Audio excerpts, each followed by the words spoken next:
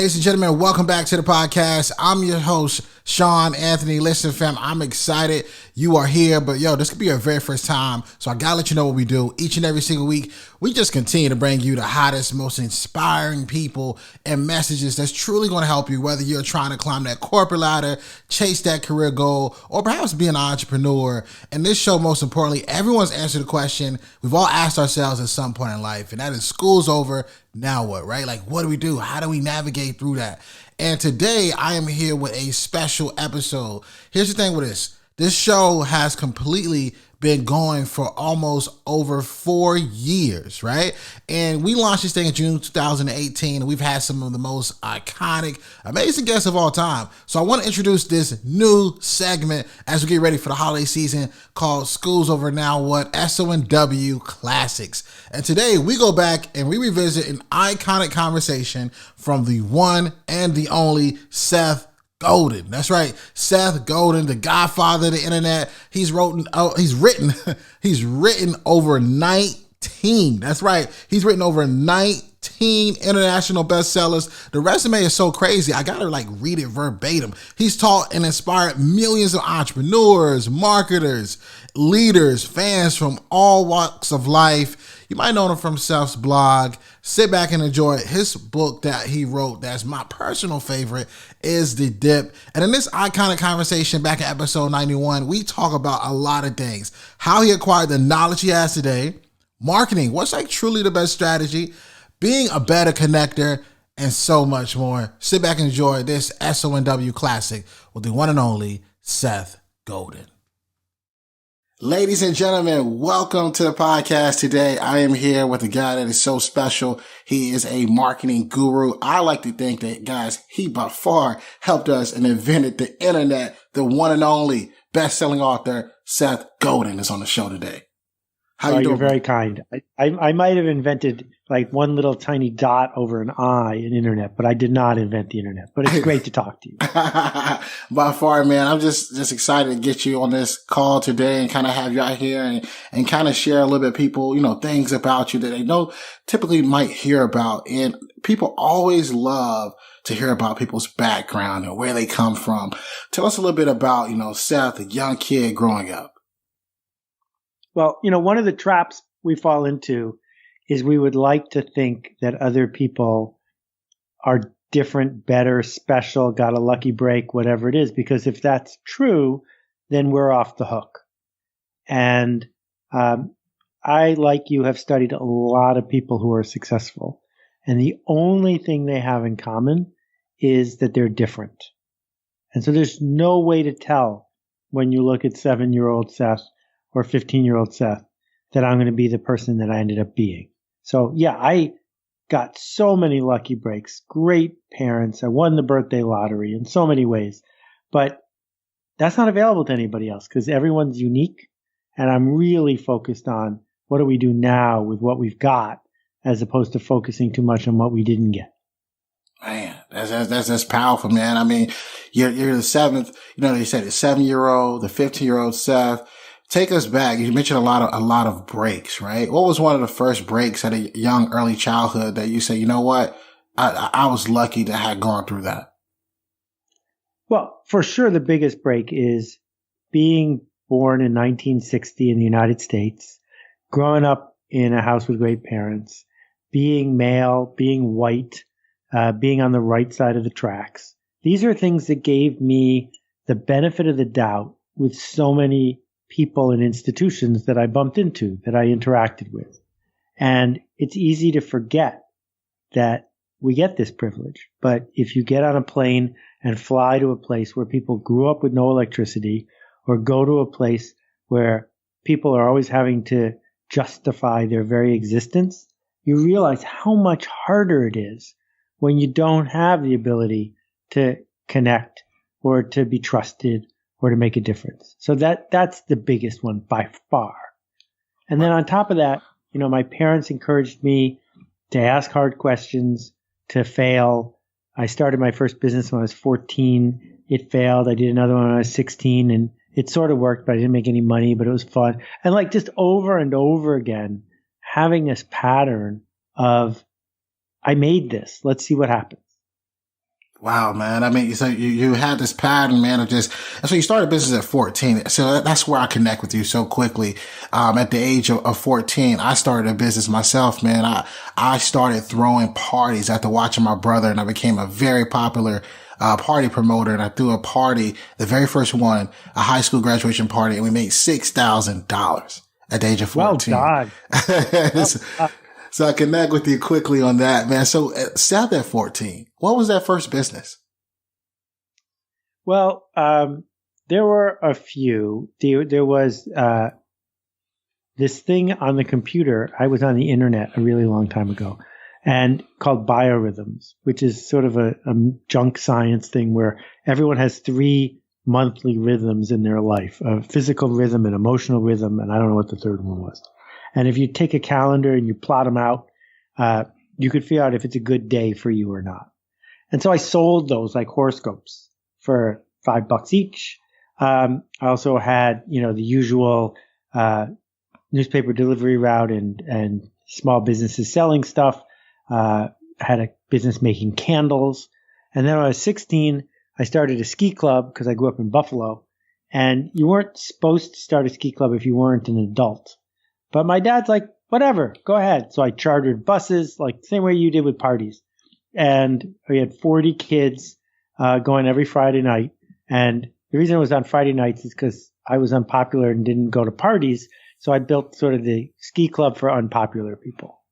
Man, that sounds like a good hustle. That sounds like a good hustle. So you obviously have been somebody that a lot of people study.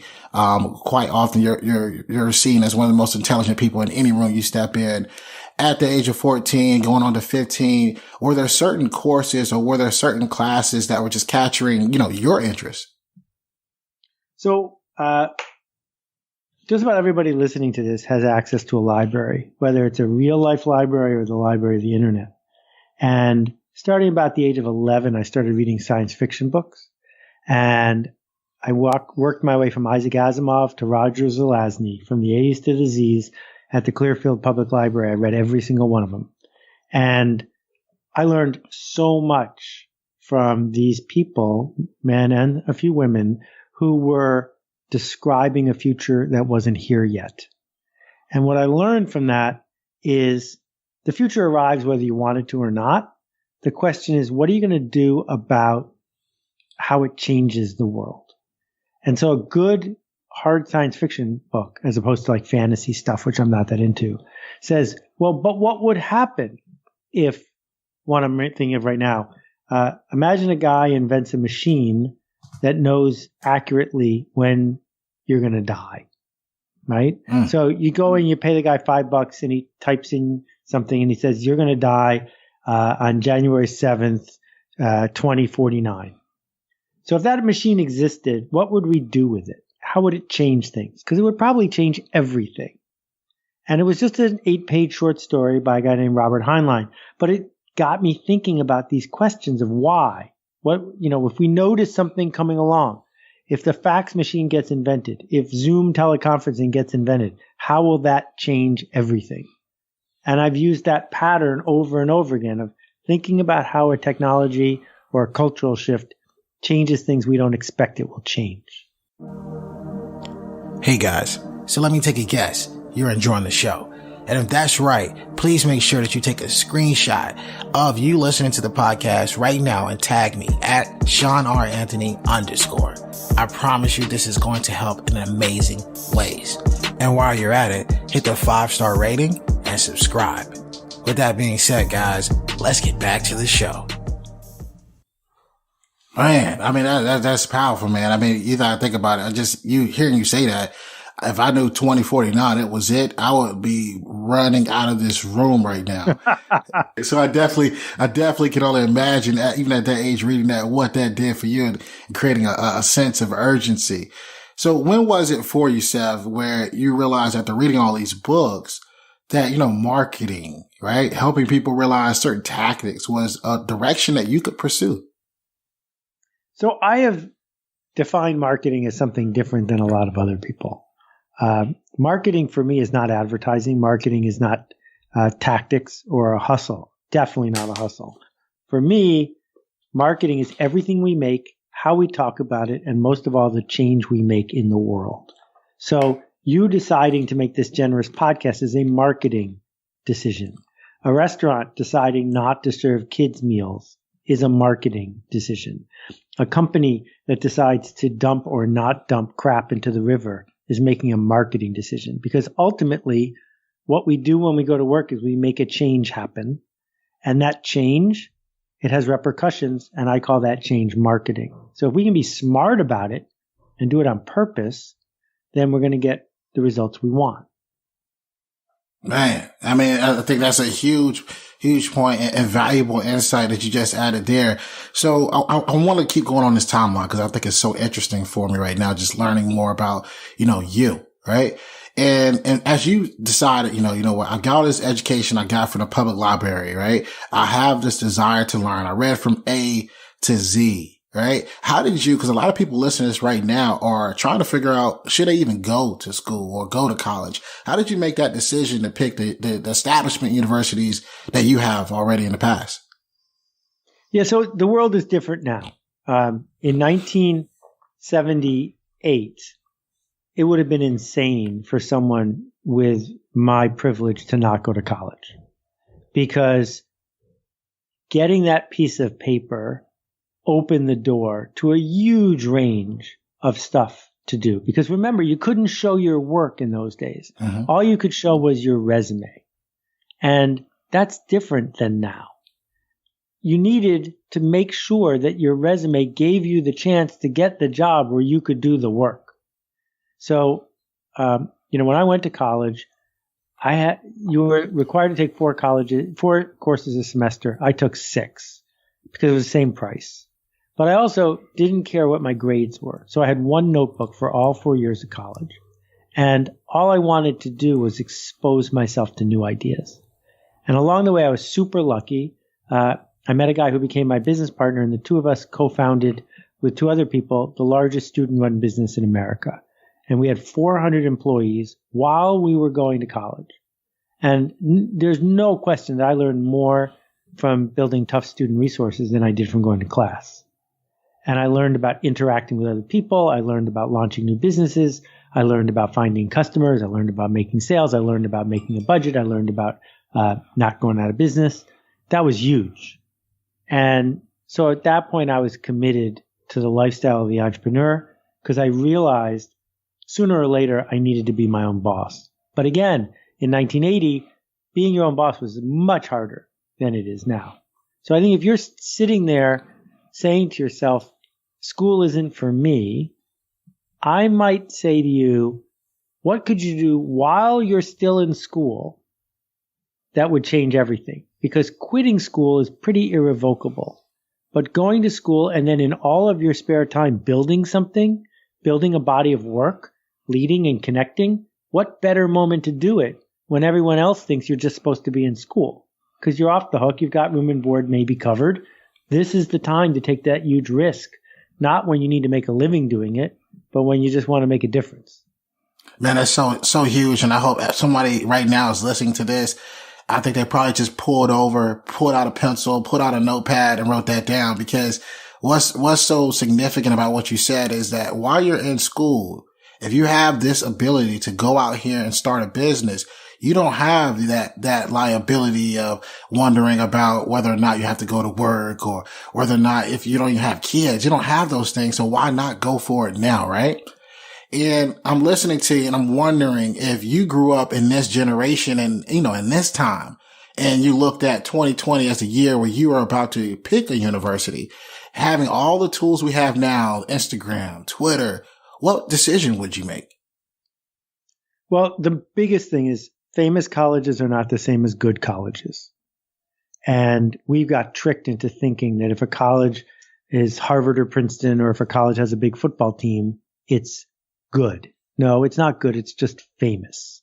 So I would ignore how famous a college is and get really serious. If I'm going to spend 4 years of my life and hundreds of thousands of dollars in opportunity cost, is that place going to challenge me? Or am I going just for the parties? Is that place going to set me up to do experiments, to be in the world and in the marketplace? Or is it isolating me in a form of high school, but just with more binge drinking? Because we don't need more high school for sure. And there are a couple jobs where you need a degree, but mostly what you need is a body of work. So one of the colleges that I'm really interested in is Northeastern. Northeastern is the hardest school on the East Coast of the U.S. to get into in terms of sheer numbers. The reason it's hard to get into is 93% of the people who go graduate with a job. And the reason they all have a job is because you have to go for 5 years, not 4, and you have to spend at least one of the years you're in college actually doing work on a co-op where you are getting paid. So Northeastern spends most of its time not finding fancy professors, but finding co-ops for people to go into the real world and do a job. And if you, 5 years into it, have done the work, showed up in class, learned something, but also done 2 co-ops, 3 co-ops, and have glowing letters from the people you've worked with, you are so far ahead of people who just sat through English literature class. There's no comparison. But I'll go one step further, which is, one of the businesses, we started 30 businesses when I was at Tufts. One of them was a birthday cake service. So here's how it works. There are 4,000 people at Tufts. We went to the dean of students. We got the list of every kid sorted by when their birthday was. And we got their home address. So 1 month before a kid's birthday, we sent a letter to their parents. And we said to their parents, hey, your son or daughter's having a birthday in 4 weeks. Would you like to send them a birthday cake? $40. And like a third of the people we sent a letter to said, yeah, here's $30. Because it's your kid. Yeah. And then we did a deal with a local bakery and we got the cakes for $12. So we made, $18 to pay the delivery people and ourselves. And we sold more than 1,000 cakes a year. That project taught me way more than I learned in a course. So if I'm looking for a college, a place where I'm going to spend these years, I want to know who else is there, who's in my cohort, what am I challenged to do, and am I going to be able to start a birthday cake business? Man, I mean, that example, I'm sure someone listening right now, they're going to hey, can I do that again now? That example is so spot on. You obviously have learned, you've learned so much, right? You've learned so much in terms of business, which leads me to just the thought process of the books that you've created. So the co-producer of this show, right? The co-producer of this show is Fit and Joseph. And he wanted me to ask you this question. He's like, dude, you gotta ask him this question. He's a huge fan of yours, right? So The Dip is one of his favorite books of all time, right? Along with Gary Vee's Crush It, right? But the Dip helped him establish how to start his web design business, right? And without that business, he would have never have met me. And so I just want to thank you indirectly for helping us create school, for creating Schools Over Now with the podcast. And he thinks The Dip is so underrated. And I want to know, from you personally, right? Where does The Dip rank for you amongst your many best-selling books? Well, it's a little like asking which is my favorite kid, but leaving that aside for a minute. Each book that I write for myself in the sense of, I wish I had read this before. Because if I had read this, it would have saved me a lot of time and suffering. That writing a book that I think is going to resonate with other people, it's sort of like putting a sign on the side of the road that says, careful, there's a pothole up ahead. Why don't you go this way instead? And the magic of The Dip is that I have heard from way more people than almost any other book I've written to say, I heard you. I saw something and I changed. Well, that's why I write the book. So that's why it ranks. Wow. I mean, I'm pretty sure he's going to be satisfied with that answer. He's going to really, really appreciate the fact that, you broke it down. And so how important for a creator, right? Leads me to this, just thinking about it. How important is it for a creator to create things for themselves?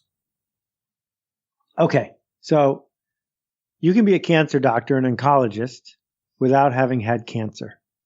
And you can design toys for toddlers, even though you're not 2 years old. That built into what it means to be a professional is that you have empathy, that you are not only doing it for yourself. You have an understanding of what you have in common with the person you seek to serve Or if you don't have anything in common, you learn to think and desire the way that they do. So one of the things that they did when they were designing Legs pantyhose, because the whole team that worked on it was male, is they started wearing pantyhose to work under their clothes. And you don't have to be a woman to think about how to make pantyhose better.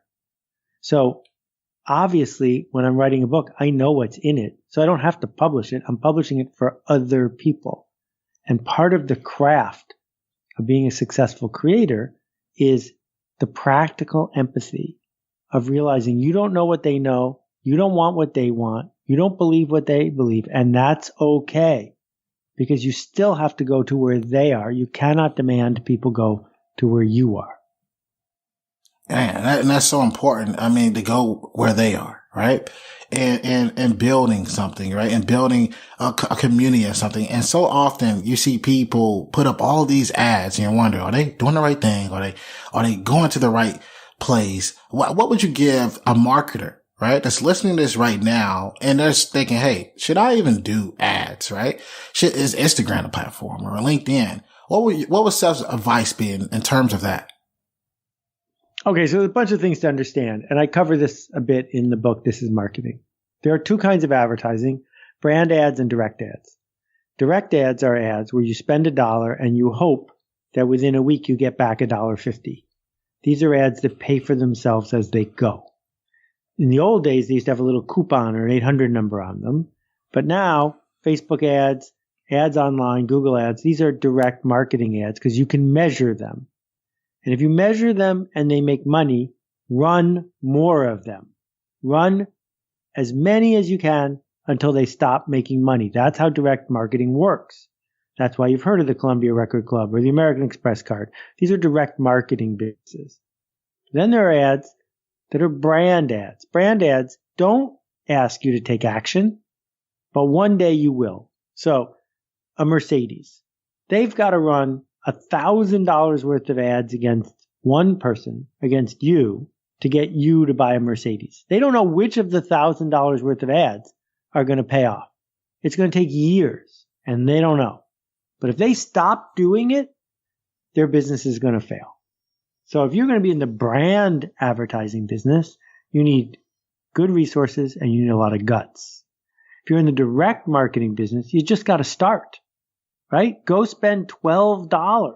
And if you don't make $20, run better ads and keep trying until you find the formula. But the reason that Google has collected so many billions of dollars worth of ad revenue is because you only need to buy $12 to get started. And once it works, you buy infinity. Man, that's such a valuable content because now, right? And I'm pretty sure you can attest to this back in, in the 70s and in the 80s, it cost a lot more to get in certain magazines than it does with Facebook. You can get in a Facebook ad right now for $1. That's right. Whereas a magazine ad costs $40,000. One of the things I invented a really long time ago when they had VCR tapes, this is long before YouTube or DVDs, was a tape of an aquarium. So, and you didn't have to have any real fish. You could just play for an hour and a half the fish swimming back and forth on your TV. And the other thing I invented to go with it was the fireplace. So you could just have a fire burning on your TV. And I said to myself, well, how am I going to sell these things? I didn't even make them. I just thought of the idea. So I call up American Airlines, because American Airlines, as you know, has that magazine in the plane. Yeah. And I say, can I run a direct marketing ad in the back? And if it works, I'll split the money with you. And they said yes. They gave me a $15,000 ad for free on the come, because if it worked, we were going to split the money. And I wrote a pretty good ad. And I promised myself that if I got 20 orders, then I would make the tapes. If I got less than 20 orders, it would be a fail, because the tapes cost $20 each to buy. And so I go to my post office box a week and a half later, and I had 8 orders, just 8. Now, if I had bought a $15,000 ad and only gotten $160 worth of sales, that would have been really bad. Yeah. And so I wrote a nice letter to all 8 people, sent them a free gift, sent them back their money. And you guessed it, the next time I went back to the post office box, I had 15 more orders, but I'd already decided not to make it. So never made the videotapes. Point is, American Airlines lost because they ran an ad for free. I lost because I didn't get my shot to work. But it's totally different than spending $1 on Facebook. Totally different, man. And thank you so much for just sharing that. I mean, which by far is valuable. Seth, I got to ask you the question. I'm curious to hear your take. And I know you're not too big on giving a whole bunch of, like they say, advice, right? You're not a fan of that word, I've read. So, but I got to ask you this question. We've asked everybody on this show. If you were that person, that whether you just graduated college, whether you dropped out, or whether you're considering, what to do next in your life and asking yourself the question of the show, school's over, now what? What advice would Seth give? Oh, it's pretty simple. It's time to be of service. School was about being a victim, a cog, a piece in the machine that trained you to be a compliant worker in a factory. School was about you proving you were paying attention by doing okay on a test. School is about receiving stuff from other people. School's over, so now it's time to be of service. You told me 25 minutes ago about the party you threw. No one came to the party as a favor to you. You ran the party as a favor to them. Nobody buys something that costs $10 unless they think it's worth $15. That means you are being of service. Who can you show up for in a way that they will be glad you came? And this is why I don't believe in hustle. Hustling people, no one says, I'm really glad you hustled me. I'm really glad you invaded my personal space and used social pressure to get me to do something I didn't want to do. No one likes that. But if you can be of service, if you can be missed when you're gone, you can do that over and over again, forever. Wow. I mean, it's just amazing advice there, man. Going in and being of service to people and leading that way, it will forever change anything that you do. Seth, I know someone's wanting to know more about you, right? Just give them all of your promotion and where they can find out more about you and what you have going on. Well, I spend most of my time running workshops. They're not online classes. They're actually people connecting with one another to make change happen. The average person in our workshops gives and gets 500 pieces of feedback a month. You can learn about them at akimbo.com. That's AKIMBO. We've got one for freelancers, one for marketers. We've got one for podcasters. We've got one for professional creatives. We would love to have people join us. Our flagship is called the Alt MBA, and you have to apply to get in, and it's pretty special. But if you just want to read my blog, there's 7,000 free blog posts. Just type Seth into your favorite search engine, and there I will be. Seth, man, thank you so much for being a part of the show. And I'm all about giving people their flowers while they're still here. I just want to let you know, man, you're a legend in what you have already done in life, and you've impacted more people than you know, man. And I'm forever grateful and appreciate for having you on the show today. Wow. That's very special, Shawn. And the same is back at you. Every person who is listening to this show week after week appreciates the fact that you're turning on lights. And once people learn to see, they can't unsee. So thank you for that. Man, you're welcome, man. And for those you're listening, always remember, dream it, believe it, go out and get it. Hey, what's up, fam? Thanks for watching. Don't forget, hit that subscribe button, smash that like button. We'll see you next week here at School's Over Now What. And always remember, dream it, believe it, go out and get it.